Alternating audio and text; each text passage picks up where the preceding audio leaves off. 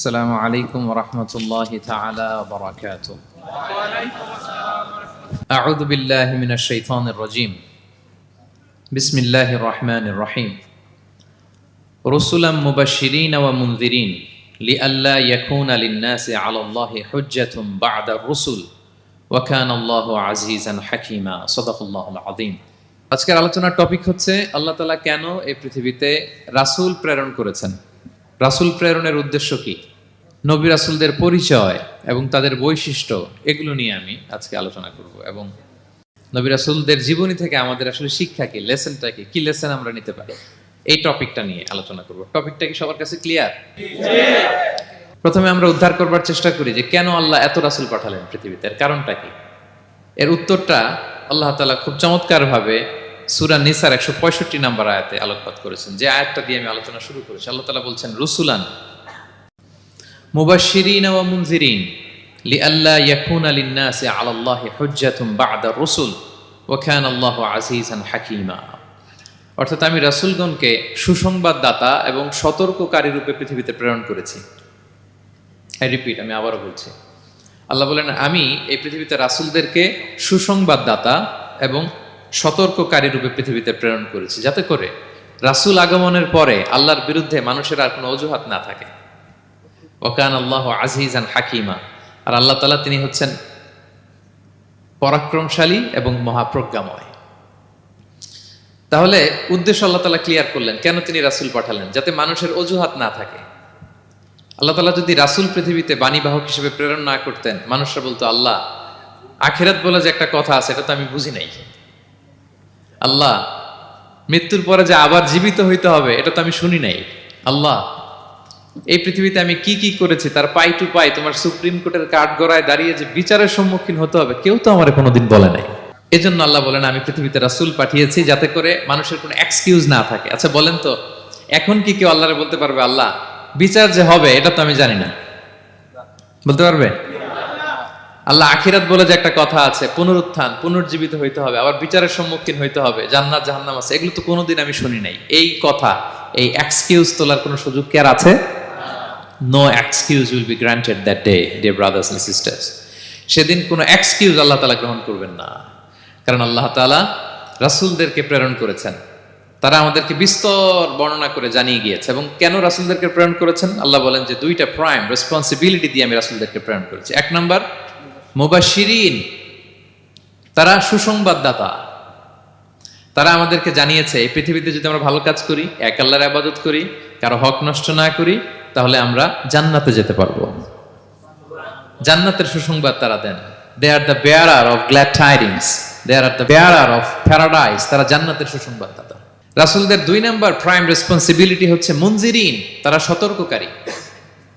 তারা আমাদেরকে এই মর্মে সতর্ক করেছেন যে এই পৃথিবীতে যদি আল্লাহর ইবাদত না করে শিরক করো, বেদাআত করো, এই পৃথিবীর বুকে যদি ফাসাদ করো, যদি সীমা লঙ্ঘন করো, যদি অন্যের অধিকার নষ্ট করো, তাহলে তোমাদেরকে জাহান্নামের আযাব ভোগ করতে হবে, ঠিক কিনা? তাহলে দুইটা প্রাইম রেসপন্সিবিলিটি। রাসূলরা হচ্ছেন মুবাশশিরিন, সুসংবাদদাতা, জান্নাতের সুসংবাদ দিয়েছেন। তারা ভালো কাজ করলে জান্নাতে যাওয়া যাবে। পাশাপাশি তারা হচ্ছেন সতর্ককারী। কিসের সতর্ককারী? জাহান্নামের ব্যাপারে সতর্ককারী। এই পৃথিবীতে ফাসাদ করলে, আল্লাহ তাআলার অবাধ্য হলে জাহান্নামে যেতে হবে। এবং রাসূল পাঠানোর মধ্য দিয়ে আল্লাহ তাআলা এক্সকিউজ দেওয়ার সুযোগ বন্ধ করে দিয়েছেন। কোনো এক্সকিউজ আর দেয়া চলবে না। তাহলে পৃথিবীতে কেন আল্লাহ তাআলা রাসূল পাঠালেন, এই পয়েন্টটা কি সবার কাছে ক্লিয়ার? আচ্ছা ক্লিয়ার, আমরা সামনের দিকে এগোই। এরপর আল্লাহ তাআলা বলেছেন এই পৃথিবীতে যত জাতি গোষ্ঠী আছে সব জাতির কাছে আমি রাসূল পাঠিয়েছি। ওয়া ইম মিন উম্মাতিন ইল্লা খালা ফিহা নাযীর। যত জাতি, যত নেশন এই পৃথিবীতে এসেছে, সব জাতিকে সতর্ক করবার জন্য, ইনস্ট্রাক্ট করবার জন্য, গাইড করবার জন্য আমি রাসূল পাঠিয়েছি। এমন কোন জাতি নাই যে জাতির মধ্যে আল্লাহ রাসূল পাঠায় নাই, সবাই রাসূল পেয়েছেন। এবং মজার ব্যাপার হচ্ছে they are the chosen and selected personality by Allah subhanahu wa ta'ala. রাসূলরা হচ্ছেন আল্লাহ তাআলার পক্ষ থেকে chosen এবং সিলেক্টেড। রাসূলদেরকে সিলেক্ট করেছে কে? আল্লাহ। তিনি বলেন ওয়া ইন্নাহুম ইনদানা লামিনাল মুস্তাফাইনাল আখিয়া। নবীরা হচ্ছে আমার কাছে মনোনীত, আমি তাদেরকে মনোনীত করেছি এবং তারা হচ্ছে সর্বশ্রেষ্ঠ মানুষ। তার মানে এ আয়াত থেকে বোঝা গেল নবীরা সিলেক্টেড, তারা ইলেক্টেড না। ইলেকশন করে নবী হওয়া যায় না, নবী সিলেক্টেড এর মাধ্যমে হইতে হয়, সিলেকশনের মাধ্যমে। আর সিলেক্ট করেন কে? চুজ করেন কে? ইলেকশন করে নবী হওয়া যায়? আমরা পৃথিবীর সবাই মিলে যদি ভোট দেই যে আল্লাহ আমরা সবাই ভোট দিলাম, এ হচ্ছে রাসূল, তাকে রাসূল হিসেবে আপনি কবুল করেন, হবে ইলেকশনে ভোট দিলে? আমাদের সাথে যদি ম্যানকাইন্ডের সাথে জিন কাইন্ডও যুক্ত হয়, জিনেরাও যদি বলে আল্লাহ আমরাও আছি, আমরাও দিলাম একটা করে ভোট, হবে রাসূল হবে? ফেরেশতারাও যদি যুক্ত হয়, ফেরেশতারাও যদি বলে, মানুষও ভোট দিল, জিনেরাও দিল, ফেরেশতারাও দিল, প্রত্যেকে একটা করেই দিল, ধরেন প্রত্যেকের ভোট গণনা করার পরে দেখা গেল বিশাল ভোট কাউন্ট হয়েছে। এখন তাদের এই ভোটের উপর ভিত্তি করে রাসূল হবে কেউ? হবে? কারণ নবী ইলেকশনে হওয়া যায় না, নবী হয় সিলেকশনে। আর সিলেক্ট করেন কে? আল্লাহু ইয়ালামু হাইসু ইয়াজআলু রিসালাতাহু। কাকে রাসূল বানাবেন, কাকে তিনি নবী হিসেবে অ্যাপয়েন্ট করবেন, এটা তিনিই জানেন। শুধুমাত্র কেবলমাত্র একমাত্র আল্লাহ তাআলা সোললি এটাকে কন্ট্রোল করেন। কেউ চাইলে কারো ভোটে, কারো ইলেকশনে নবী হওয়া যায় না।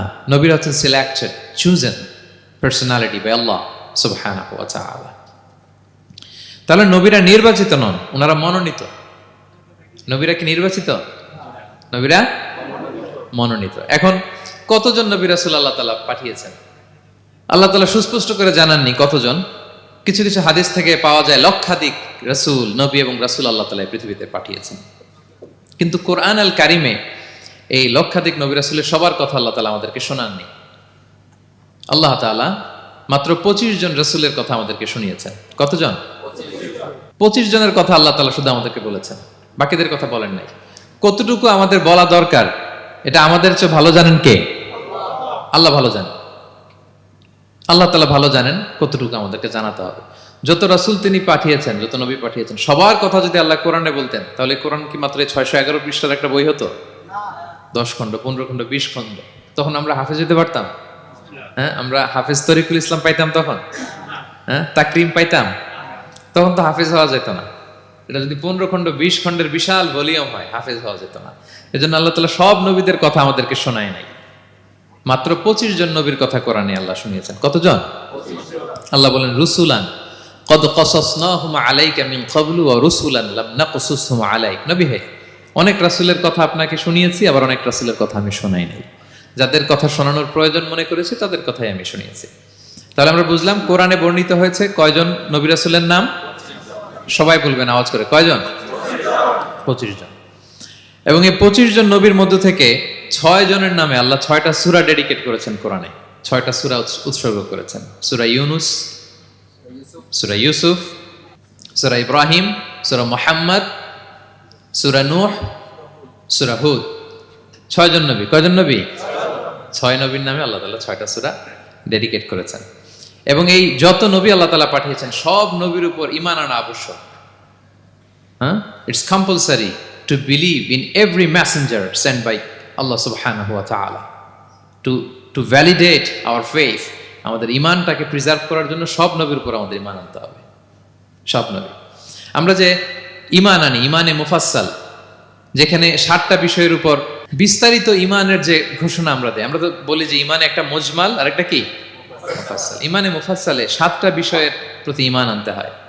আমানতু বিল্লাহি ওয়া মালাইকাতিহি ওয়া কুতুবিহি, তারপরে ওয়া রুসুলিহি, পাইছেন? ওয়াল ইয়াউমিল আখিরি ওয়া বিল কদরি খাইরিহি ওয়া শাররিহি মিনাল্লাহি তাআলা ওয়াল বা'সি বা'দাল মাউত। এই 7টা বিষয়ের উপর বিস্তর ঈমান আমাদের আনতে হয়। এই 7টার মধ্যে রাসূলদের ব্যাপার আছে না নাই? রাসূলদের উপর ঈমান আনতে হবে। যদি না আনি তাহলে আরকানুল ঈমান পূর্ণ হলো না, আমার ঈমান পরিপূর্ণ হবে না। তাহলে রাসূলদের উপর পূর্ণাঙ্গ ঈমান আনা এটা আবশ্যক।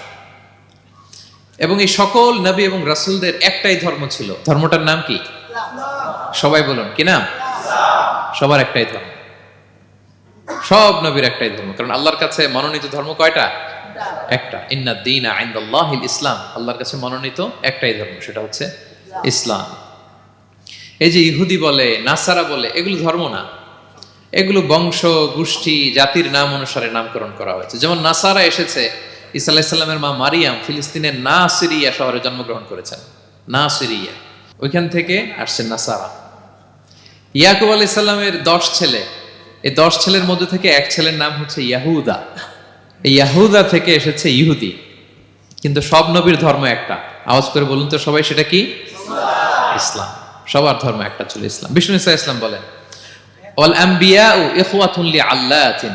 সেই বুখারীর বর্ণনা, নবীগণ হচ্ছে একে অন্যের বৈমাত্রেয় ভাইয়ের মতো। বৈমাত্রেয় ভাই মানে মা ভিন্ন কিন্তু বাবা এক, এরকম হয় না? ধরেন আমার বাবা যদি একাধিক বিয়ে করে, তো প্রত্যেক স্ত্রী গর্ভে যদি সন্তান আসে, তো আমরা সবাই তো ভাই, কি বলেন? কিন্তু মা ভিন্ন। মা কি? তবে বাবা এক। নবীদের দৃষ্টান্তটা এরকম, আল আম্বিয়া ও ইখওয়াতুন লিআল্লাত। নবীরা হচ্ছেন বৈমাত্রেয় ভাইয়ের মতো, তাদের মা ভিন্ন কিন্তু বাবা এক। বিষ্ণু ইসলাম বলেন, উম্মাহাতুহুম শাত্তা ওয়া দীনুহুম ওয়াহিদ। তাদের শরীয়ত, তাদের বিধিবিধান এটা ভিন্ন ভিন্ন, কিন্তু তাদের দিন কি? এক, সেটা হচ্ছে ইসলাম। সকল নবীর ধর্মের নাম হচ্ছে ইসলাম। যেমন ইব্রাহিম আলাইহিস সালামের ব্যাপারে আল্লাহ তাআলা বলেন, মা কানা ইব্রাহিমু ইয়াহুদিয়ান ওয়ালা নাসরানিয়ান ওয়ালাকিন কানা হানিফাম মুসলিমা ওয়া মা কানা মিনাল মুশরিকিন। নবী ইব্রাহিম আলাইহিস সালাম উনি ইহুদিও ছিলেন না, নাসারাও ছিলেন না, উনি একনিষ্ঠ মুসলিম ছিলেন। কি ছিলেন? আল্লাহ নবী ইউসুফ আলাইহিস সালাম উনি সবসময় আল্লাহর কাছে দোয়া করতেন, আল্লাহ তাওয়াফানি মুসলিমান ওয়াল হিকনি বিসসালিহিন। আল্লাহ তুমি আমাকে মুসলিম হিসেবে মৃত্যু দিও আর সৎকর্মশীলদের সাথে অন্তর্ভুক্ত করে নিও। তো উনি মুসলিম না হলে এই দোয়া করতেন, আল্লাহ মুসলিম হিসেবে মৃত্যু দিও। সুলাইমান আলাইহিস সালাম রানী বিলকিসের কাছে একটা চিঠি লিখেছেন। এই চিঠি আবার পাঠিয়েছেন হুদহুদ পাখিকে দিয়ে। হুদহুদ পাখি ঠোঁটে করে এটা কামড় দিয়ে নিয়ে বিলকিসের রাজপ্রাসাদের ভেন্টিলেশনের ভিতর দিয়ে ঢুকে, বিলকিস লাঞ্চ করে বিশ্রাম নিতেছিল, এর বুকের উপরে চিঠিটা রেখে ফুরুত করে উড়াল দিছে হুদহুদ। খুলে দেখে অদ্ভুত এক চিঠি, ইন্নাহু মিন সুলাইমান ওয়া ইন্নাহু বিসমিল্লাহির রহমানির রহিম। তো বিলকিসকে উদ্দেশ্য করে সাল্লাল্লাহু আলাইহি ওয়াসাল্লাম বলেছিলেন, আল্লাহ তাআলু আলাইয়া ওয়াতুনি মুসলিমিন। বিলকিস অবাধ্য হয়েও না, বাড়াবাড়ি করো না, মুসলিম হয়ে আমার কাছে ফিরে আসো। কোন নবী বলছেন? তো উনি যদি মুসলিম না হতেন, উনি মুসলিম হওয়ার আহ্বান করতেন? প্রিয় ভাইরা, তাহলে সব নবীর ধর্ম একটা, সেটা কি? ইসলাম। সব নবী একই ধর্মের অনুসারী ছিলেন। এ পর্যায়ে আমরা কমন প্রফিটিক ফিচার্স, 10টা কমন ফিচার আছে যেটা সব নবীদের ক্ষেত্রে প্রযোজ্য। সব নবীদের ক্ষেত্রে এই ফিচারগুলো পাওয়া যায়। এই 10টা কমন ফিচার নিয়ে আলোচনা করবো ইনশাআল্লাহ। এই 10টা কমন ফিচারের 1 নম্বর হচ্ছে আল ওয়াহি। সকল নবীকে আল্লাহ তাআলা ওহী পাঠিয়েছেন, রেভেলেশন, প্রত্যাদেশ। ওহী মানে সিক্রেট মেসেজ, যেটা নবী শোনে আর আল্লাহ জানে, দুনিয়ার মানুষ এটা শোনে না। নবীরা বললে কেবল শোনে। সুবহানাল্লাহ বলেন। সব নবীকে আল্লাহ এই ওহীটা পাঠিয়েছেন। জিবরাইল আলাইহিস সালাম মারফত ওহী পাঠিয়েছেন, অথবা সরাসরি কিতাব পাঠিয়েছেন, কিংবা সহিফা পাঠিয়েছেন। আল্লাহ তাআলা ইরশাদ করছেন, ইন্না আওহাইনা ইলাইকা কামা আওহাইনা ইলা নূহি ওয়ান নাবিয়িনা মিন বা'দি। নবী নূহ আলাইহিস সালামের পরে সব নবীদের কাছে আমি যেমনি ওহী পাঠিয়েছি, আপনার কাছেও আমি এভাবে ওহী পাঠিয়েছি। সব নবীদের কাছে আমি এভাবে ওহী পাঠিয়েছি। সূরা বাকারার শুরুতে মুত্তাকিদের সংজ্ঞা দিতে যে আল্লাহ তাআলা বলেন, ওয়াল্লাযীনা ইউমিনুনা বিমা উনজিলা ইলাইকা ওয়া মা উনজিলা মিন ক্বাবলিক ওয়া বিল আখিরাতি হুম ইউকিনুন। মানে নবী হে, মুত্তাকি তো তারা যারা আপনার উপর যে কিতাব নাজিল হয়েছে এটার উপরও ঈমান আনে, ওয়া মা উনজিলা মিন ক্বাবলিক, এর আগে যত কিতাব নাজিল হয়েছে তার উপরও ঈমান আনে। তা আমরা যদি শুধু কোরআনের উপর ঈমান আনি হবে? তার আগে যত কিতাব, আসমানি কিতাব নাজিল হয়েছে এগুলোর উপরও ঈমান আনার দরকার আছে না নাই? বলেন বলেন। তাওরাতের উপর ঈমান আনতে হবে, জাবুর, ইনজিল, সুহুফে ইব্রাহিম ও মূসা সবগুলোর উপর ঈমান আনতে হবে। তো এই ওহীগুলো আল্লাহ তাআলা নাজিল করেছেন। তাহলে 1 নাম্বার কমন ফিচার হচ্ছে আল্লাহ তাআলা ওহী পাঠিয়েছেন, সব নবীকে ওহী দিয়েছেন। 2 নাম্বার ফিচার হচ্ছে same language of the people. নবীকে আল্লাহ তাআলা যেই জাতিগোষ্ঠীর কাছে পাঠিয়েছেন তিনি ওই জাতির ভাষাতেই কথা বলেছেন। ধরেন মালয় এলাকাতে যদি আল্লাহ নবী পাঠান আর ওই নবী যদি আরবিতে কথা বলে, তা আমাদের মালয়েশিয়ান ভাইরা বুঝবে? আচ্ছা, আরব দেশে যদি আল্লাহ একজন নবী পাঠান, ওই নবী ধরেন যে ম্যান্ডারিনে কথা বলে, চাইনিজ ভাষায়, আরবরা বুঝবে? চায়নাতে ধরেন আল্লাহ তাআলা এক নবী পাঠালো, সে ওখানে যে হিন্দি ভাষায় কথা বলে, চাইনিজ লোকেরা বুঝবে না। তাহলে যেই জাতির কাছে আল্লাহ পাঠাইছেন ওই জাতির ভাষা দিয়ে আল্লাহ নবীকে পাঠাইছেন। সুবহানাল্লাহ। আল্লাহ তাআলা ইরশাদ করেন, ওয়ামা আরসালনা মির রাসূলিন ইল্লা বিলিসানি কওমিহি লিউবাইয়িনা লাহুম। আল্লাহ তাআলা যত রাসূল পৃথিবীতে প্রেরণ করেছেন বিলিসানি কওমি, যে জাতির কাছে প্রেরণ করেছেন ওই জাতির ভাষায় প্রেরণ করেছেন, যাতে করে নবীর কথা এরা বুঝে। নবীরা এসেছেন বাণীবাহক হয়ে। এখন এই বাণী যদি বুঝতে না পারে তাহলে কাজ হবে? এজন্য প্রত্যেক নবীকে আল্লাহ তাআলা যে জাতির কাছে পাঠিয়েছেন ওই জাতির ভাষায় পাঠিয়েছেন। 3 নম্বর হচ্ছে সকল নবীকে আল্লাহ তাআলা very good standard of character দিয়েছেন। চারিত্রিক দৃষ্টিকোণ থেকে অতুলনীয় ছিল এক একজন নবী। পা থেকে মাথা পর্যন্ত কালো দাগ ফেলার মতো কিছু ছিল না। আল্লাহু আকবার। মাসুম ছিলেন। আহলুস সুন্নাহ ওয়াল জামাআর আকীদা হচ্ছে প্রত্যেক নবী ছিলেন মাসুম, কোনো গুনাহ করেন নাই, নিষ্পাপ প্রতিটা নবী। সর্বোত্তম চরিত্র দিয়ে আল্লাহ তাআলা, অনুপম চরিত্র দিয়ে আল্লাহ তাআলা তাদেরকে পাঠিয়েছেন। আল্লাহ তাআলা বলেন, ওয়া ইন্নাকা লাআলা খুলুকিন আযীম, and verily you are on a very good standard of character. নবী হে, আপনি চমৎকার একটা ক্যারেক্টারের উপর প্রতিষ্ঠিত। আপনার আচরণের মতো, ক্যারেক্টারের মতো আচরণ অতুলনীয়, পৃথিবীতে দ্বিতীয়টা খুঁজে পাওয়া যায় না, ঠিক কিনা? কারণ নবীরা যদি মডেল হন, তাদের আচরণ যদি ভালো না হয়, তাহলে মানুষ কি তাদেরকে গ্রহণ করবে? মানুষ তো তাদের কাছ থেকে শিখবে, জানবে। তো জন্য তাদের আচরণ চমৎকার হওয়ার দরকার আছে না নাই? চমৎকার আচরণ, চমৎকার চারিত্রিক মাধুর্য দিয়ে আল্লাহ তাআলা পৃথিবীতে এক একজন নবীকে প্রেরণ করেছেন। সব নবীরা ভেরি গুড স্ট্যান্ডার্ড অফ ক্যারেক্টারের অধিকারী ছিল। 4 নম্বর হচ্ছে প্রত্যেক নবীকে আল্লাহ তাআলা মিরাকেল দিয়েছেন, মানে মুআজিজা, as a proof of their prophethood. তাদের নবুয়তির প্রমাণ হিসেবে আল্লাহ তাআলা তাদেরকে মিরাকেল দিয়েছেন, মুআজিজা। যেমন সালেহ আলাইহিস সালামকে আল্লাহ তাআলা মুআজিজা দিয়েছিলেন। তার জাতির কাছে যখন তিনি দাওয়াত দিলেন, তারা বলল, সালেহ তুমি যে নবী এটা আমরা বুঝবো কি করে? এক শর্তে আমরা তোমার উপর ঈমান আনতে পারি। সাল্লাল্লাহু আলাইহি সাল্লাম বললেন, কি শর্ত? বলতেছে, এই যে পাহাড় দেখো, এই পাহাড়ের ভেতর থেকে যদি একটা উট বের করো, 10 মাসের গর্ভবতী একটা উটটা বেরোবে, বেরোয় বাচ্চা দিবে, সাথে সাথে আমরা উটের দুধ দহন করে খাবো, এরপর আমরা ঈমান আনবো। চিন্তা করছেন কত শর্ত? পাহাড়ের ভেতর থেকে কি বের করে দেখাইতে হবে? উট। উনি আল্লাহর কাছে দোয়া করলেন, আল্লাহ বললেন কবুল, তবে কথা না শুনলে কিন্তু খবর আছে। বলছে ঈমান আনবে, ঈমান না আনলে কিন্তু খবর আছে। উনি দোয়া করলেন, আল্লাহ কবুল করলেন। পাহাড় বিদীর্ণ হয়ে একটা বিশাল আকৃতির উট বের হয়ে আসলো, 10 মাসের গর্ভবতী উট। মুহূর্তে এটা ডেলিভারি করলো একটা উটের বাচ্চা, এবং দুধ দিতে আরম্ভ করলো, ওলান ভর্তি দুধ। সবাই পেট ভরে দুধ খেলো। খাওয়ার পরে কয়, তুমি জাদুকর। খাওয়ার পরে সাল্লাল্লাহু আলাইহি সাল্লাম কি বলে? ইউ আর এ ম্যাজিশিয়ান, তুমি জাদুকর, তুমি তো বড় ভেলকিবাজ সালেহ, তুমি পাহাড়ের ভিতরে ভেলকি ঢুকাই দিছো। আল্লাহ তাআলা তাদেরকে একটা সাউন্ড গ্রেনেড, প্রচন্ড শব্দ তরঙ্গ দিয়ে ধ্বংস করে দিলেন। কানের পর্দা ফেটে সবগুলো লাশ হয়ে জমিনে পড়ে রইল। তাহলে এই যে সাল্লাল্লাহু আলাইহি সাল্লাম যেটা দেখাইছেন, এটা কি ভেলকি ছিল? ম্যাজিক ছিল?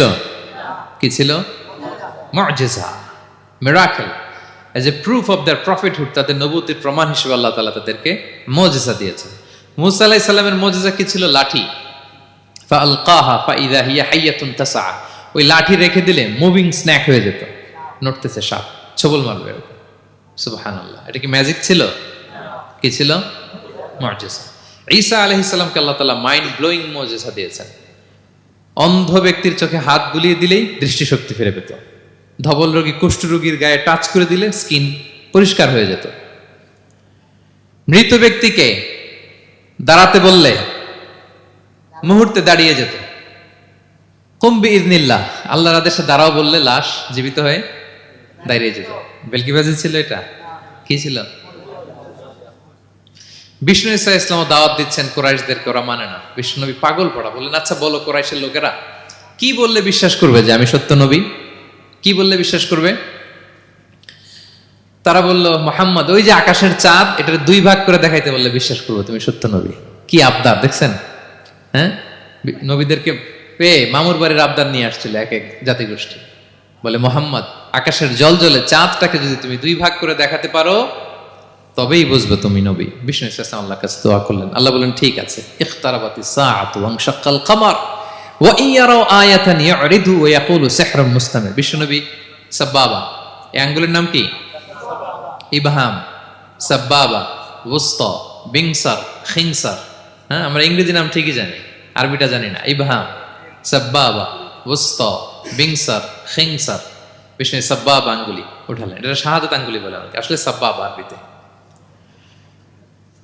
তো বিশ্বনবী এভাবে আল্লাহর নাম নিয়ে চাঁদের দিকে ইঙ্গিত করলেন, মুহূর্তে আকাশের জ্যোৎস্না বিলানো চাঁদটা 2 ভাগ হয়ে গেল।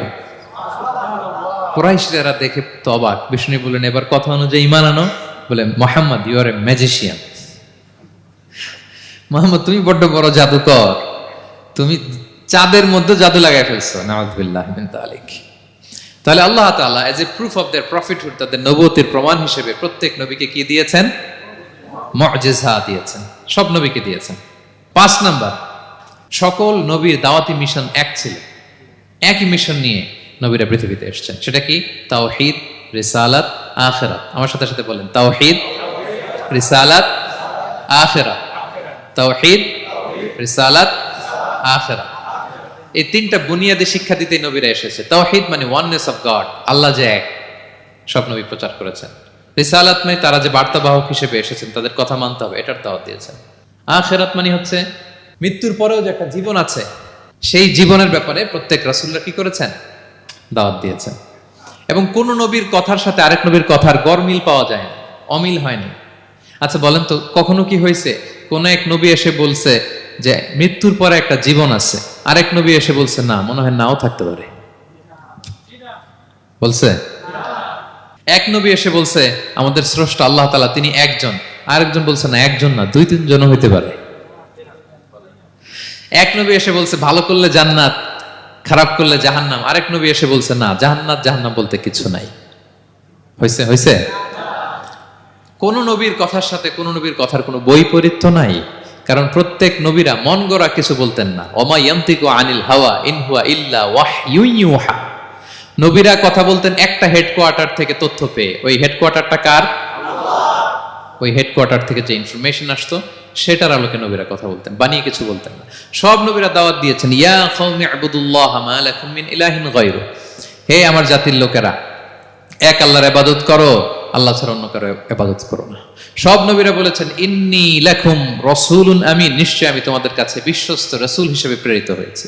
সব নবীরা বলেছেন ইয়াউমা লা তামলিকু নাফসুন লিনাফসিন শাইআ ওয়াল আমরু ইয়াউমা ইযিল লিল্লাহ। এমন এক দিনের মুখোমুখি হতে হবে, কেউ কারো উপকার করতে পারবে না। নেতা কর্মীর উপকারে আসবে না, কর্মী নেতার উপকারে আসবে না, পীর সাহেব মুরিদের উপকারে আসবে না, মুরিদ পীর সাহেবের উপকারে আসবে না, হাজবেন্ড ওয়াইফের কিছু করতে পারবে না, ওয়াইফ হাজবেন্ডকে কিছু করে দিতে পারবে না। দিনটা বড্ড ভয়ঙ্কর। সব নবীর এই 3টা দাওয়াত দিয়েছেন, তাওহীদ, রিসালাত, আখিরাত। তার মানে সব নবীর দাওয়াতি মিশন এক, এক অভিন্ন দাওয়াতি মিশন নিয়ে তারা পৃথিবীতে এসেছেন। 6 নাম্বার, এই পৃথিবীতে যত রাসূল এসেছে, নবী এসেছে, তারা প্রত্যেকে মানুষ ছিলেন। কি ছিলেন? নাকি জিন ছিল? ফেরেশতা? প্রেরিত সব নবীরা কি ছিল? মানুষ ছিল। মক্কার কুরাইশরা বলতো মা লিহাযা রাসূলি ইয়াকুলু আত-তাআমা ওয়া ইয়ামশি ফিল আসওয়াক। ব্যাপার কি, মুহাম্মদ আবার কেমনে রাসূল হয়? আমরাও বাজারে যাই, উনিও যায়, আমরাও বিয়ে করি, উনিও বিয়ে করে, আমাদেরকে মারলে কাটলে লাল রক্ত, ওনার রক্ত বের হয়। তো তারা চাচ্ছিল, তারা বলতেছিল যে মানুষ না দিয়ে আল্লাহ যদি ফেরেশতা পাঠাইতো নবী হিসেবে, তাইলে না ভালো হইতো। তালবাহান, এটার কি বলে?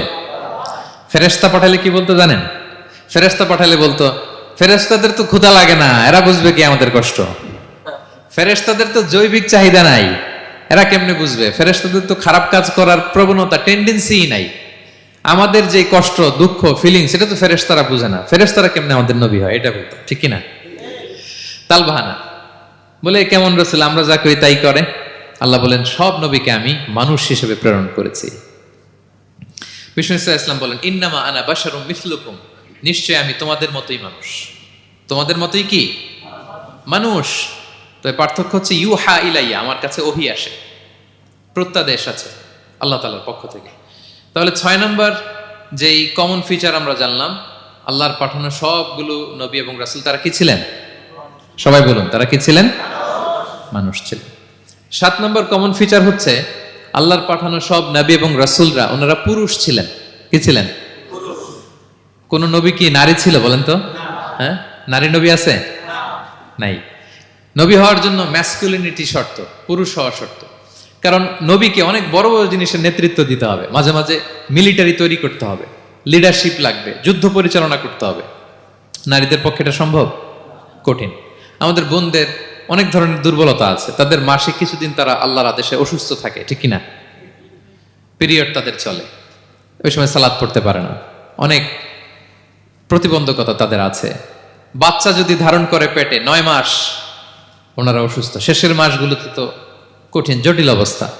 বাচ্চা ডেলিভারির পরেও 40 দিন ব্লিডিং আছে না নাই? তাহলে অনেক ধরনের জটিলতা আল্লাহ তাআলা ওনাদের দিয়েছেন। এজন্য আল্লাহ তাআলা নবুয়তের গুরু দায়িত্ব, এটার জন্য আল্লাহ তাআলা পুরুষদেরকে সিলেক্ট করেছেন। আলহামদুলিল্লাহ বলেন। তাহলে যত নবী এবং রাসূল পৃথিবীতে এসেছিল ওনারা পুরুষ ছিল। আল্লাহ বলেন, ওয়ামা আরসালনা মিন ক্বাবলিকা ইল্লা রিজালান নূহি ইলাইহিম। নবী হে মুহাম্মদ, আপনার আগে যত নবী এবং রাসূলকে আমি পৃথিবীতে প্রেরণ করেছি তাদেরকে পুরুষ হিসেবে প্রেরণ করেছি, কোনো নারীকে আমি নবুয়তের মর্যাদা দেই নাই। 8 নাম্বার, প্রত্যেক নবীকে আল্লাহ তাআলা একটা গ্রুমিং, একটা ট্রেনিং সেশনের মধ্য দিয়ে নিয়েছেন। সেটা কি? সেটা হচ্ছে সবাইকে আল্লাহ তাআলা শেফার্ড হিসেবে কাজ দিয়েছিলেন, রাখাল হিসেবে।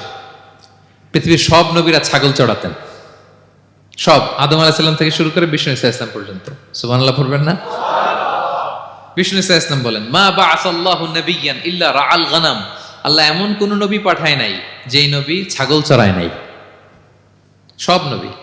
সাহাবারা অবাক হয়ে বললেন, ওয়া আনতা ইয়া রাসূলুল্লাহ, হে নবী আপনিও ছাগল চড়িয়েছেন? বিষ্ণু বললেন, হ্যাঁ, আমি তো অল্প কিছু পারিশ্রমিকের বিনিময়ে মক্কার লোকদের ছাগল চড়িয়ে দিতাম। সুবহানাল্লাহ। কেন সব নবীকে দিয়ে আল্লাহ ছাগল চড়ালেন? এই ট্রেনিং সেশন, গ্রুমিং সেশন কেন? কারণ ছাগলকে একসাথে বসানো কঠিন। ছাগল একটু একটু টেরা টাইপের প্রাণী, কথা শুনতে চায় না। ধরেন যে সারা সপ্তাহ আপনি খুব ব্যস্ত, একদিন সুযোগ পাইছেন সপ্তাহে যে আজকে আমি ফ্রি আছি, যাই পুকুরে যাই, আমিও গোসল করি, ছাগলটারও গোসল করাই। এটা ধরে যদি এখন পুকুরের দিকে টান দেন, কি করবে? পা দুইটা এমন শক্ত করে মাটিতে ধরে রাখবে, আপনি যত টানবেন ওর ঘাড়ের চামড়া ছিঁড়ে যাচ্ছে, তারপরেও আসে না। এরপর ছাগলগুলোর একসাথে রাখা কঠিন, একটা নেচে ওদিকে যায়, আরেকটা লাফ দেয় এদিকে, আরেকটা ওইদিকে। এদেরকে যদি কেউ একত্রিত করতে পারে তাহলে এই জাতিকে, মানব জাতিকে একত্রিত করা তার জন্য একেবারে সহজ, পানি ভাত, ঠিক কিনা? এজন্য আল্লাহ এই মানব গোষ্ঠীর উপর লিডারশিপ কায়েমের আগে ছাগল চড়িয়েছেন। এবং যারা মরুভূমিতে ছাগল চড়ায়, যে শেফার্ড গুলো, যেই রাখালগুলো, তাদের অনেক শক্তিশালী হইতে হয়। গায়ে শক্তি না থাকলে ছাগল চড়ানো যায় না, কিন্তু লাঠি নিয়ে হই হই করে পিছনে দৌড়াইতে হয়, নেকড়ের ছোবল থেকে ছাগলগুলোকে রক্ষা করতে হয়, বাঘ নেকড়ে এগুলো থেকে বাঁচাইতে হয়। তার মানে এটা করার মধ্য দিয়ে এই জাতিকে কিভাবে জাহান্নামের আগুন থেকে বাঁচাবে নবীদের ওই ট্রেনিং হয়ে যায়। সুবহানাল্লাহ। ছাগল এদিক ওদিক দৌড়াতে থাকে, এদেরকে যেমনি একত্রিত করতে হবে, নবীদের কাজও হচ্ছে মানব গোষ্ঠীকে ইউনাইটেড করা, একত্রিত করা। এজন্য আল্লাহ তাআলা মা বাআসাল্লাহু নাবিয়্যান ইল্লা রাআল গানাম, এই পৃথিবীতে এমন কোন নবী পাঠান নাই যেই নবীকে দিয়ে আল্লাহ তাআলা ছাগল চড়ান নাই। সব নবীর মধ্যে এটা কমন। 8 নম্বর পয়েন্ট। 9 নম্বর পয়েন্ট হচ্ছে enmity from their own people. যত নবী দাওয়াত নিয়ে আসছে তারা চ্যালেঞ্জের মুখোমুখি হয়েছেন, শত্রুতার মুখোমুখি হয়েছেন। কেউ ওনাদের জন্য রেড কার্পেট রিসেপশন দেয় নাই। নবীদের পথ ছিল বড় পিচ্ছিল, এটা কুসুমাস্তীর্ণ ছিল না, কণ্টকাকীর্ণ। কেউই সহজে মেনে নেয় নাই। দাওয়াত দিছে তো রিজেক্ট, সবাই প্রত্যাখ্যান করেছে, সবাই প্রত্যাখ্যান করেছে। এটা কমন ছিল, প্রত্যেক নবীকে এটা মুখোমুখি হতে হয়েছে। Mockery, vulgarism, operation, mental torture, physical torture and what not, সব ধরনের। ইভেন অনেক নবীকে হত্যা করা হয়েছে দিনের দাওয়াতের কারণে। বনি ইসরায়েলের লোকেরা তাদের নিজেদের 70,000 নবীকে নিজেরা হত্যা করেছে। এমনকি আমার নবী বিশ্বনবী মুহাম্মদ রাসূলুল্লাহ সাল্লাল্লাহু আলাইহি ওয়াসাল্লামকে হত্যার ষড়যন্ত্র করা হয়েছিল। আল্লাহ তাআলা দয়া করে বিশ্বনবীকে হিজরতের ব্যবস্থা করে দিয়ে প্রাণে বাঁচিয়েছেন, মক্কা থেকে মদিনাতে পাঠিয়ে দিয়েছেন। তাহলে এই পথ বড় কঠিন ছিল, নবীদের পথ, সব নবীর জন্য, এক্সেপ্ট সুলাইমান এবং দাউদ আলাইহিস সালাম, তাদের কথা ভিন্ন। এছাড়া সব নবীরা এই সংগ্রাম, এই বিরোধিতা, এই শত্রুতা, এই জেলাসি, এগুলোর মুখোমুখি হয়েছে পৃথিবীর সকল নবীরা। সকল নবীরা। বিষ্ণু ইসা ইসলাম ঘুমাতে পারে নাই একটা রাত শান্তিতে। বিষ্ণুর বায়োগ্রাফি যদি আপনি পড়েন, জীবনে যদি পড়ে দেখেন, প্রত্যেকটা নবীর জীবনে এই কষ্টকর মুহূর্তগুলো ছিল। শত্রুতা সব নবীকে পোহাতে হয়েছে। বিষ্ণু ইসা ইসলামের কাছে যখন প্রথম নাজিল হলো ইকরা বিসমি রাব্বিকাল্লাযী খালাক, সূরা আলাকের প্রথম কয়টা আয়াত? 5 আয়াত নিয়ে কোরআনের ভারে নতুন রেভিলেশন পেয়ে বিষ্ণুনবী কাঁপতে আরম্ভ করলেন। কাঁপতে কাঁপতে জ্বর এসে গেল বিষ্ণুনবীর গায়ে, নিচে নেমে আসলেন, খাদিজা রাদিয়াল্লাহু তাআলা আনহাকে বললেন, জাম্মিলুনি জাম্মিলুনি, আমাকে কম্বল চাপা দাও, আমার খুব শীত লাগছে, আমার জ্বর এসে গিয়েছে। কাঁপতে লাগলেন বিষ্ণু ইসলাম। খাদিজা রাদিয়াল্লাহু তাআলা আনহার এক চাচাতো ভাই ওরাকা ইবনে নওফল ছিল ইনজিল কিতাবের পণ্ডিত। খাদিজা রাদিয়াল্লাহু তাআলা আনহা বিষ্ণুকে নিয়ে চাচাতো ভাইয়ের কাছে গেলেন, যে বলেন, ভাই ওরাকা, দেখেন তো মোহাম্মদ কি বলে, সে কি দেখছে, কি নিয়ে আসছে, কাঁপতেছে আর বলতেছে আমি মরে যাব, আমাকে কম্বল চাপা দাও। ওরাকা বললেন, মোহাম্মদ কে এসেছিল বলতো? বিষ্ণু জিবরাইল ইসলামের বর্ণনা দিলেন। কি বলেছে বলতো? 5 আয়াতের বর্ণনা বিষ্ণু ইসলাম দিলেন। তখন বিষ্ণু ইসলামের কথা শুনে ওরাকা বলল, তোমার কাছে যে এসেছে ওহুয়ান নামুস, মানে জিবরিল, সে সব নবীদের কাছে এসেছে। মোহাম্মদ তুমি নবী হবা, তুমি কি হবা? তুমি নবী হবা, আখিরি নবী হবা তুমি। যে তোমার কাছে এসেছে সে সব নবীদের কাছে ওহী নিয়ে এসেছিল। আর জেনে রাখো মোহাম্মদ, তোমার এলাকার লোকেরা একদিন তোমাকে এলাকা থেকে বের করে দিবে। ভবিষ্যৎবাণী করতেছিলেন। বিশ্বনবী বললেন, আওয়া মুখরিজিয়াহুম, আমার ভাই বেরাদার, আমার জ্ঞাতি গোষ্ঠীর লোকেরা আমার এলাকা ছাড়া করবে? ওরাকা বললেন, হ্যাঁ। লাম ইয়াতি রাজুলুন কাত্তু বিমিসলি মা জিতা বিহি ইল্লা উদিয়া, তোমার মতো এরকম রিসালাতের দায়িত্ব নিয়ে যারাই কোনো জাতির কাছে এসেছে তাদের সাথে এরকম শত্রুতা করা হয়েছে। বিষ্ণু ইসলাম সেদিনের কথা শুনে, ওরাকার কথা শুনে অবাক হয়েছিলেন। তাহলে সব নবীদের ক্ষেত্রে 9 নম্বর কমন বৈশিষ্ট্য হচ্ছে তাদেরকে বাধার সম্মুখীন হতে হয়েছে। এখনো যারা নবীদের পথে চলবে বা চলে, তাদের জীবনে বাধা বিপত্তি আছে না নাই? হ্যাঁ, তারা জেনে বুঝেই এই পথে এসেছে, তারা হিসাব মিলিয়েই এই পথে নেমেছে। এজন্য বাধা বিপত্তি চ্যালেঞ্জ কোন মুমিনকে তার রাস্তা থেকে সরাতে পারে না, ঠিক কিনা বলেন? এক চুলো নড়াতে পারে না। এটা নবীদের পথ, এটা নবীওয়ালা কাজ। এখানে জুলুম থাকবে, এখানে বাধা বিপত্তি থাকবে, এখানে চ্যালেঞ্জ থাকবে। এই পথটা সোজা, সিরাতুল মুস্তাকিম। যদি শেষ মাথায় যাওয়া যায়, ডাইরেক্ট জান্নাতুল ফিরদাউস। আলহামদুলিল্লাহ। তাহলে সব নবীরা বাধার সম্মুখীন হয়েছে। 9টা কমন ফিচার গেল। 10 নম্বর, দ্য লাস্ট কমন ফিচার, পৃথিবীর সব নবীরা ইন্তেকাল করেছেন, আর কোন নবী আসবে না। আসবে? পৃথিবীর সব নবীরা মারা গিয়েছেন, কিন্তু আলামুল বারজাখে, বারজাখের জগতে নবীরা জীবিত। আই রিপিট, আমি আবারও বলি, প্রত্যেক নবী তার কবরে জীবিত আলামুল বারজাখে। আমরা এই দুনিয়াতে আসার আগে যেই জগতে ছিলাম, ওই জগৎটার নাম হচ্ছে আলামুল আরওয়াহ, মানে রুহের জগৎ। সেখান থেকে আমরা এই জগতে এসেছি, এটার নাম আলামুদ দুনিয়া, দুনিয়ার জগৎ। আবার মৃত্যুর পরে যে নতুন এক্সটেশনে আমরা যাব, সেটার নাম হচ্ছে আলামে বারজাখ, বারজাখের জগৎ। নবীরা ওই বারজাখের জগতে জীবিত। বিষ্ণু ইসলাম সুনানে আবু দাউদের হাদিসে বলেন যে, ইন্নাল্লাহা হাররামা আলাল আরদি আন তাকুলা আজসাদাল আম্বিয়া, আল্লাহ তাআলা এই জমিনকে, নবীদের দেহকে কনজিউম করাকে হারাম করে দিয়েছেন। মানে জমিনের জন্য নবীদের লাশকে পচিয়ে ফেলা, খেয়ে ফেলা হারাম। যত নবী যেখানে ইন্তেকাল করেছেন, তাদের পবিত্র দেহ মোবারক এখনো আগের মতো একেবারে যখন মৃত্যুবরণ করেছিলেন তখন লাশটা যেমন তাজা ছিল, এখনো প্রত্যেকে তার কবরে এরকম তাজা লাশ নিয়ে শুয়ে আছে। প্রত্যেক নবী কবরে জীবিত। বিষ্ণু ইসলাম ওনার কবরে জীবিত। তবে এটা বারজাকি জগতে। এই দুনিয়া তিনি যেভাবে জীবিত ছিলেন ওইভাবে না, বারজাকি জগতে জীবিত। আমরা যখন প্যারা নবীর উপর সালাম পৌঁছাই, দুরুদ পড়ি, প্রত্যেক ফেরেশতা, একটা ফেরেশতা আছে এই দুরুদগুলোকে নিয়ে বিষ্ণুবীর কাছে পৌঁছায়। আপনার বাবার নাম, আপনার নাম বলে ফেরেশতা বলে যে অমুকের ছেলে অমুক আপনাকে সালাম দিয়েছে। বিষ্ণুনবী কবর থেকে নিজে ওই সালামের উত্তর বলে, কারণ বিষ্ণু ইসলাম বারজাকের জগতে তিনি জীবিত। হায়াতুন নবী, বারজাকের জগতে তিনি জীবিত।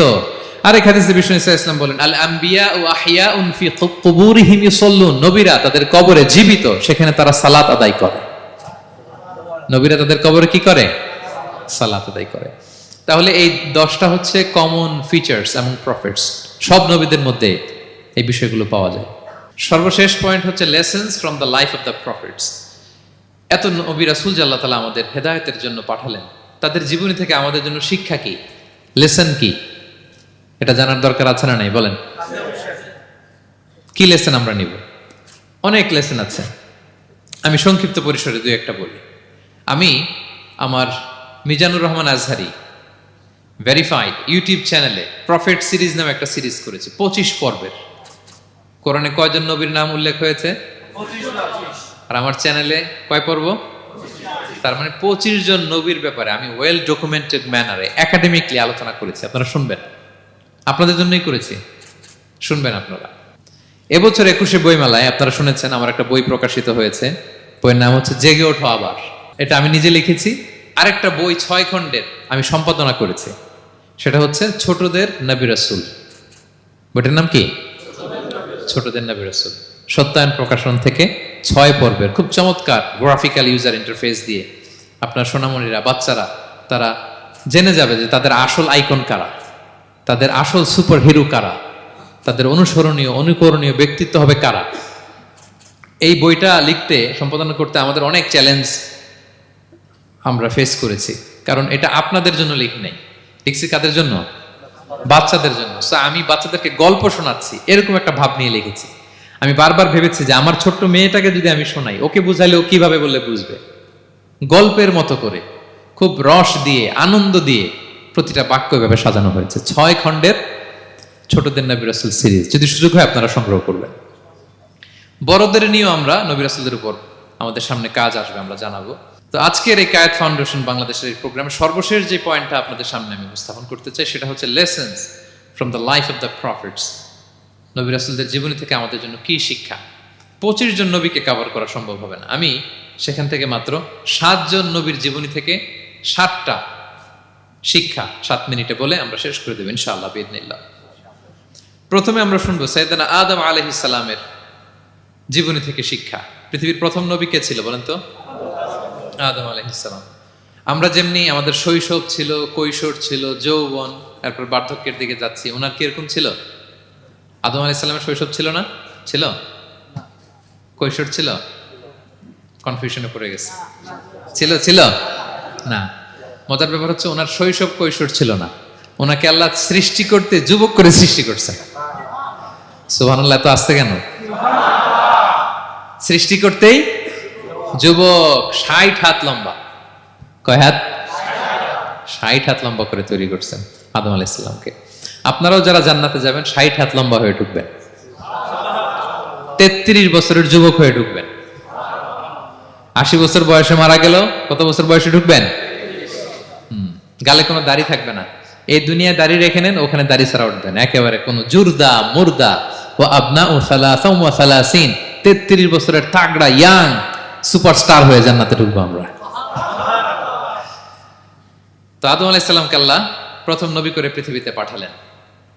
ওনাকে জান্নাতে সব খাইতে বললেন যে সব খাও, একটা গাছের কাছে যেও না। কিন্তু শয়তান সে তার মিশন নিয়ে আসে, সে আদম আলাইহিস সালামকে ভুলভাল বোঝালো, আদম আর হাওয়াকে, যে একটা কাজ করো, আল্লাহ তাআলা তোমাকে না করছে কেন জানো? আল্লাহ তো চায় না তুমি জান্নাতে থাকো, আল্লাহ চায় তোমাদেরকে দুনিয়াতে পাঠাই দিবে। তো তুমি যদি ওই গাছের ফল খেয়ে ফেলো, আল্লাহ আর দুনিয়াতে পাঠাতে পারবে না। কিন্তু আল্লাহ চায় তোমাদেরকে কই পাঠাবে? কিন্তু যদি গাছের ফল খেয়ে ফেলো আর পাঠাইতে পারবে না। এজন্য আল্লাহ নিষেধ করছে গাছের ফল খায় না। চিন্তা করছেন? উল্টা, পুরো উল্টোটা বুঝাইছে। তো ভুল করে সাইয়েদনা আদম আলাইহিস সালাম, হাওয়া আলাইহিস সালাম খেয়ে ফেলছেন এই ফল। খাওয়ার পরেই আল্লাহ তাআলা পাঠাই দিলেন পৃথিবীতে, যাও জমিনে যাও, এই জান্নাতে আর থাকা যাচ্ছে না। কাঁদতে আরম্ভ করলেন আদম আর হাওয়া আলাইহিস সালাম, কাঁদতে কাঁদতে অনুতপ্ত হয়ে আল্লাহর কাছে দোয়া করলেন। তো পুরো আদম আলাইহিস সালামের জিন্দেগির সবচেয়ে বড় শিক্ষা হচ্ছে রিপেন্টেন্স, অনুতপ্ত হওয়া। কি হওয়া? অনুতপ্ত হওয়া। আমরা ভুল করব, কুল্লুকুম খাত্তাউন, আমরা সবাই পাপী। সবাই কি? পাপী। কে পাপ করি না? আমরা সবাই পাপী। কিন্তু মনে রাখবেন, আমাদের পাপ যত বড় হোক, আল্লাহর রহমতের দরিয়া তার চাইতেও বড়, অনেক বড়। তিনি দয়াময়, তিনি মেহেরবান, তার দয়ার শেষ নাই, তার মায়ার শেষ নাই। তার রহমতের দরিয়া যে কত বড় আপনি কল্পনাও করতে পারবেন না। শয়তান আর আমাদের মধ্যে পার্থক্য হচ্ছে, শয়তান পাপ করে পাপে অটল থাকে, কিন্তু বিশ্বাসীরা পাপ করার সাথে সাথেই ক্ষমা চায় কার কাছে? এটা হচ্ছে আদম আলাইহিস সালামের জীবনী থেকে আমাদের জন্য সবচেয়ে বড় লেসন। সাইয়েদনা আদম আলাইহিস সালাম উনি ভুল করে যখন বুঝতে পারলেন, অনুতপ্ত হলেন, চোখের পানি ছাড়লেন। 2 ফোঁটা পানি আল্লাহর কাছে সবচাইতে প্রিয়। এক হচ্ছে জেহাদের ময়দানে মুজাহিদের গা বেয়ে ঝরে পড়া রক্তের ফোঁটা, 2 হচ্ছে অনুতপ্ত বান্দার চোখের পানির ফোঁটা। অনুতপ্ত বান্দা নিজের ভুল স্বীকার করে মাথাটা নিচু করে চোখের পানি ছেড়ে দিয়ে যখন আল্লাহর কাছে কাঁদে, তার চোখের পানি চোখ বেয়ে নাকের ডগা বেয়ে জমিনে ড্রপ করার আগেই আল্লাহ তার সব গুনাহ মাফ করে দেয়। সাইয়েদনা আদম আলাইহিস সালাম কাঁদতে আরম্ভ করলেন, কাঁদতে কাঁদতে অনুতপ্ত হয়ে দোয়া করলেন, রব্বানা যালামনা আনফুসানা ওয়া ইল্লাম তাগফির লানা ওয়া তারহামনা লানাকুনান্না মিনাল খাসিরিন। রব্বানা, হে আমাদের রব, যালামনা আনফুসানা, আমরা আমাদের নফসের উপর জুলুম করেছি, ভুল করেছি, অন্যায় করেছি, অপরাধ করেছি। ওয়া ইল্লাম তাগফির লানা, আল্লাহ তুমি যদি ক্ষমা না করো, তুমি যদি মাফ না করো, লানাকুনান্না মিনাল খাসিরিন, আল্লাহ আমরা ধ্বংস হয়ে যাব, আমরা ক্ষতিগ্রস্ত হয়ে যাব, আমরা লুজার হয়ে যাব। এই বাক্যগুলো বলে বলে যখন আল্লাহ তাআলার কাছে দোয়া করলেন, আল্লাহর রহম হলো। আল্লাহ দয়া করে সাইয়েদনা আদম আর হাওয়া আলাইহিস সালামকে ক্ষমা করে দিলেন। ক্ষমা করে আবার জান্নাতের এন্ট্রির ঘোষণা দিলেন যে আবার দুনিয়ার জীবন শেষ করে আসো, যেখান থেকে আসছিলে আবার ওখানে ঢুকতে পারবে। তাহলে আদম আলাইহিস সালামের জীবন থেকে আমরা যে লেসনটা পাই সেটা কি ভাই? বলেন বলেন। অনুতপ্ত হওয়া, রিপেন্টেন্স। আমরাও যদি জীবনে ভুল করি কি করবেন? ভুলের উপর অটল থাকবেন? অনড় থাকবেন? একগুঁয়ে ধরে বসে থাকবেন? সীমা লঙ্ঘন করবেন? আমরা ক্ষমা চাইব। কার কাছে ক্ষমা চাইব? ক্ষমা দেওয়ার জন্য তিনি বসে থাকেন। শেষ রাতে আল্লাহ প্রথম আসমানে চলে আসেন। প্রথম আসমানে এসে ডাকতে থাকেন, আলা মিন মুস্তাগফিরিন আগফির আলা, কে ক্ষমা চাবা? কে পাপ করেছে, জুলুম করেছে, বলো, আমি ক্ষমা দেওয়ার জন্য আসছি। আলা মিন মুস্তারজিকিন আরযুক আলা, কার রিজিকের দরকার, কার চাকরি নাই, কার ব্যবসা মন্দা, আমার কাছে চাও, আমি আল্লাহ বাড়িয়ে দেব।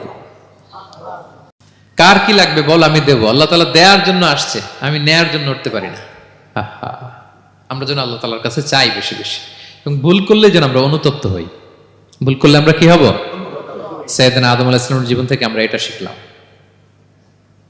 2 নম্বরে সাইয়েদনা নূহ আলাইহিস সালামের লাইফ থেকে আমরা কি শিখি? ওনার লাইফ থেকে আমরা শিখি হচ্ছে কনসিস্টেন্সি, মানে লেগে থাকা। ভালো কাজের জন্য কি করা? লেগে থাকা। উনি 950 বছর দাওয়াত দিয়েছিলেন ওনার জাতিকে। কয় বছর বলেন তো? 950 বছরের দাওয়াতি কার্যক্রমের ফলে উনি ফলোয়ার জোটাইতে পারছেন কয়জন জানেন? 80 জন। কয়জন? 80 জন। এরাই আমাদের পূর্বপুরুষ। আমরা পৃথিবীর সবাই কিন্তু এদেরই নাতিপুতি। এই 80 জনকে নিয়ে উনি নৌকার উপর উঠছিলেন, কিস্তির উপর, আর বাকিটা তো মহাপ্লাবন দিয়ে আল্লাহ ধ্বংস করে দিয়েছেন। ওই 80 জন আবার জমিনে এসে জমিন আবাদ করা শুরু হলো, ওখান থেকে পৃথিবীর সকল মানুষ। সুবহানাল্লাহ।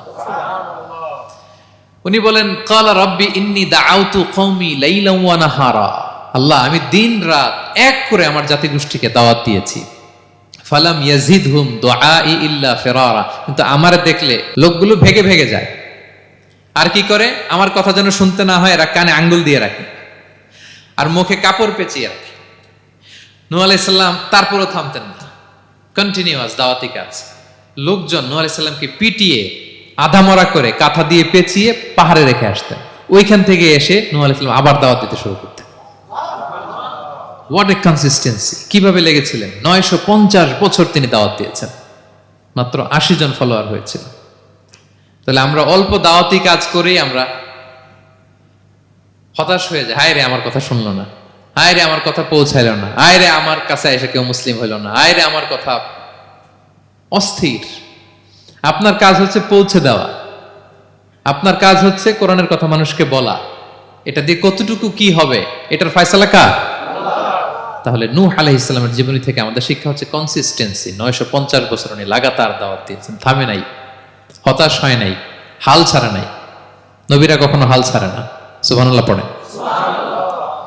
3 নাম্বার, ইব্রাহিম আলাইহিস সালামের জীবনী থেকে আমাদের জন্য শিক্ষা হচ্ছে ওবিডিয়েন্স, আনুগত্য। কি করে আল্লাহ তাআলার কাছে আনুগত্য করতে হয়। আল্লাহু আকবার। আমি মনে হয় 1 ঘন্টার উপরে আলোচনা করেছি আমার প্রফেট সিরিজ ইব্রাহিম আলাইহিস সালামের জীবনী নিয়ে। ওনার পুরো জীবনটা, আল্লাহ কোনো কিছু বলতে দেরি, আল্লাহর আদেশের সামনে মাথা পেতে দিতে ইব্রাহিম আলাইহিস সালামের দেরি হয়নি। আল্লাহ বলছেন আসলিম, ওয়া ইয ক্বালা রাব্বুহু আসলিম ক্বালা আসলামতু লিরাব্বিল আলামিন। হে ইব্রাহিম সারেন্ডার, কয় সারেন্ডার।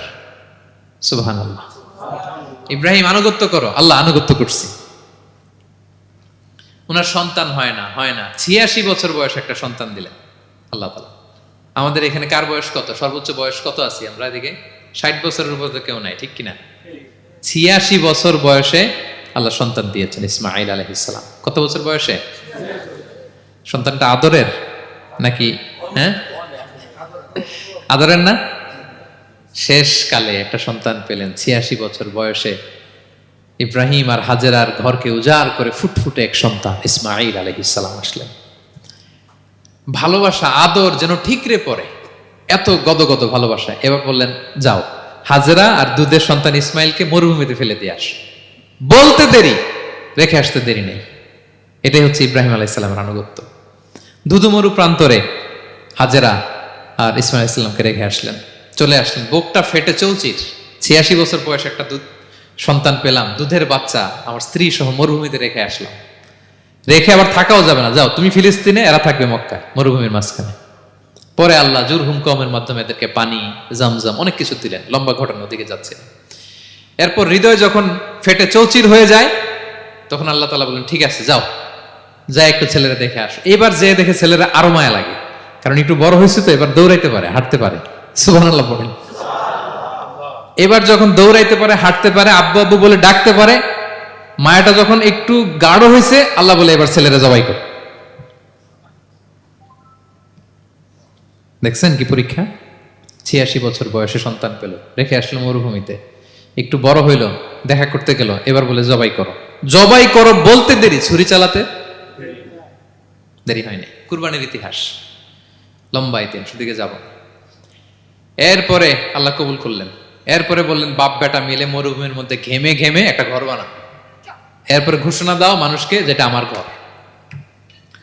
বাপ বেটা মিলে কষ্ট করে একটা ঘর বানালেন। এবার বললেন, আজান দাও, ঘোষণা দাও, সবাই যেন এখানে আসে। আল্লাহ কারে ঘোষণা দিব? কেউ তো নাই। বলতেছে, তুমি ঘোষণা দাও, এই ঘোষণার শব্দ পৃথিবীর সব মানুষের কর্ণকুহরে আমি আল্লাহ নিজ দায়িত্বে পৌঁছে দেব।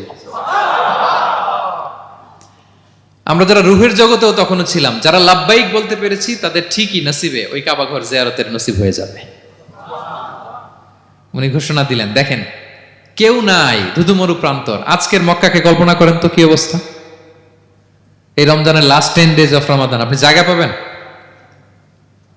হজের চেয়েও বেশি মানুষ। কিভাবে আল্লাহ কবুল করেছেন, কিভাবে আনুগত্য, সাবমিসিভনেস, নিজেকে আল্লাহর কাছে পুরো সুপর্দ করা, এর নমুনা সাইয়েদনা ইব্রাহিম আলাইহিস সালাম পেশ করেছেন। তাহলে সংক্ষিপ্ত কথা হচ্ছে, আল্লাহ নবী ইব্রাহিম আলাইহিস সালামের জীবনী থেকে আমাদের জন্য শিক্ষা হচ্ছে অবিডিয়েন্স, আনুগত্য। কিভাবে আল্লাহর আদেশের সামনে মাথা পেতে দিতে হয়। পারা যাবে তো? হ্যাঁ, ওই ইব্রাহিম আলাইহিস সালামের রক্ত আমাদের দেহে বহমান। আমরাও নবী ইব্রাহিমের উত্তরসূরি। নবী ইব্রাহিমের আলাইহিস সালামের মতো আমরাও ইসলামের জন্য জীবন বিলিয়ে দেওয়ার দরকার আছে না নাই? বলেন বলেন। শক্ত পদে আমাদেরকেও এরকম স্যাক্রিফাইসের মেন্টালিটি অর্জন করতে হবে। অবিডিয়েন্স, আনুগত্যের শিক্ষা আমরা নবী ইব্রাহিম আলাইহিস সালামের কাছ থেকে পাই। 4 নম্বর, ইয়াকুব আলাইহিস সালাম, ওনার জীবনী থেকে শিক্ষা হচ্ছে পেশেন্স, ধৈর্য। আমাদের অনেকের ধৈর্য নাই, আমরা অস্থির, অল্পতে ধৈর্য হারাই ফেলি। ধৈর্য এমন একটা গাছ, এই গাছের সারা গায়ে অনেক কাঁটা, কিন্তু এই গাছের ফল বড্ড মিষ্টি। ধৈর্য এমন একটা গাছ, গাছের সারা গায়ে কি, কিন্তু ফলটা। ইয়াকুব আলাইহিস সালামের কলিজার টুকরা ইউসুফ আলাইহিস সালামকে ভাইয়েরা মেরে আহত করে কুয়ায় ফেলে দিছে। কুয়া থেকে নিয়ে মিশরে বিক্রি করে দিছে। এখন এতিম হয়ে আরেক জায়গায় থাকে। বাবার কলিজা ফেটে যায়, ছিঁড়ে যায়, কিন্তু কাউরে বিচার দেয় না, কাউরে কিছু বলে না। উনি বলে, ইন্নামা আশকু বাসি ওয়া হুজনি ইলাল্লাহ, আমার দুঃখ, কষ্ট, মনের জ্বালার যন্ত্রণা আমি একজনের বলি, তিনি কে? আল্লাহ। ধৈর্য ধারণ করলেন। প্রাপ্তবয়স্ক অবস্থায় ওনার ছেলে বানিয়ামিন, তাকেও হারালেন। আবার বলে, আমি কাউরে বিচার দিই না, একজনের বলি, তিনি কে? আল্লাহ। এই 2 ছেলের শোকে কাঁদতে কাঁদতে অন্ধ হয়ে গেলেন। আল্লাহু আকবার। সাইয়েদনা ইয়াকুব আলাইহিস সালাম একবার ধৈর্য হারা হন নাই। তাহলে আল্লাহ নবী ইয়াকুব আলাইহিস সালামের জীবনী থেকে আমাদের জন্য শিক্ষা হচ্ছে পেশেন্স। বিপদে আমরা কি ধরবো? ধৈর্য ধারণ করব। 5 নম্বরে, ইউসুফ আলাইহিস সালামের জীবনী থেকে আমাদের শিক্ষা হচ্ছে, he is the archetype of good character, উন্নত চরিত্রের মডেল। আমার যুবক ভাইয়েরা, কায়েদ ফাউন্ডেশন বাংলাদেশের আজকের ইফতার প্রোগ্রামে যুবক যারা এসছো, তোমাদের জন্য শিক্ষা, আর্কিটাইপ অফ গুড ক্যারেক্টার, চরিত্র কিভাবে হেফাজত করতে হয়, এর মডেল, প্রেরণার বাতিঘর। তাগড়া যুবক, পৃথিবীর সবচাইতে সুন্দর পুরুষ ইউসুফ আলাইহিস সালাম। তাকে দেখে ওই সময়ের আরেক বিশ্ব সুন্দরী জুলাইখা প্রেমে মাতোয়ারা, গোপন কক্ষে নিয়ে প্রেম নিবেদন করেছে। বলেছে, ইউসুফ কাক পক্ষে টের পাবে না। আল্লাহ নবী ইউসুফ আলাইহিস সালাম এটাকে প্রত্যাখ্যান করলেন। জোরাজুরি করলো, প্রত্যাখ্যান করলেন। মারধর করা হলো, প্রত্যাখ্যান করলেন। সবশেষে আলটিমেটাম দিল, যদি আমার কথা মতো না চলো জেলখানায় ভরবো। উনি বললেন, ক্বালা রাব্বি সিজনু আহাব্বু ইলাইয়া মিম্মা ইয়াদউনানি ইলাই। আল্লাহ, এই পাপের কাজের চেয়ে জেলখানায় আমার জন্য ভালো। বিনা অপরাধে বিনা দোষে এক যুগ মিথ্যা অপবাদে কারাবন্দী ছিলেন সাইয়েদনা ইউসুফ আলাইহিস সালাম। তারপরেও চরিত্রের ব্যাপারে এক বিন্দু কম্প্রোমাইজ করেন। যুবক ভাইরা, চরিত্র বড় দামি সম্পদ। সম্পদ গেলে সম্পদ আসে, স্বাস্থ্য গেলে স্বাস্থ্য আসে, একবার চরিত্র নষ্ট হলে ওই চরিত্র আর ফিরে পাওয়া যায় না।